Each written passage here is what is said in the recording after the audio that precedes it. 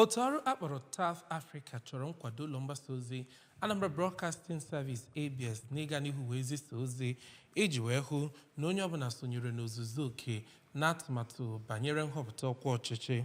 TAF Africa ka onyeisi ya bụ Jake Epele kwuru okwu a mgbe ọ bịara njem mkpọtụrụ na nke onye Njiko Managing Director nke ụlọ mgbasa ozi Anambra Broadcasting Service (ABS)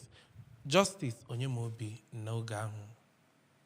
kan bụ ndị otu Disability Inclusive Champion bụ ndị ga-enye aka fụ na ndị ike dị n'obi bụ ndị a na-etinye n'ihe a na-arụ ma chetakwa ha na Naịjirịa nakwa obodo dịgasị iche iche gbaa gburugburu. N'okwu mmepe ya ka onyeisi ya bụ otu TAF Africa bụ Jack Epele kelere aka na-achị steeti a bụ Ọkammụta Chukwuma Soludo maka ịgbagote Maazị Christopher Molokwu n'iji bụrụ onyeisi ụlọọrụ ABS ma mee ka amata na o nwere olileanya na ọ ga-arụ ọrụ ya dịka onye ọrụ ochie amara amara na ngalaba mgbasa ozi. Ịnabata ya bụ otu ka onyeisi ụlọọrụ ABS bụ Maazị Christopher Molokwu gwara TAF Africa na ya bụ ụlọọrụ ga-akwado ha ma mee ka abata na ABS dị njikere n'ịgbasa ozi ọkachasị nke banyere ndị ike dị n'obi na steeti a n'iji fụ na etinyere ha n'ihe ha na-arụ. Ndị nọkwa na ya bụ njem nleta nke a bịara n'ụlọọrụ ABS bụ onyeisi na-afụ maka ọnọdụ iwu bụ Odoziakụ Juliet Amasiatụ, onyeisi na-afụ maka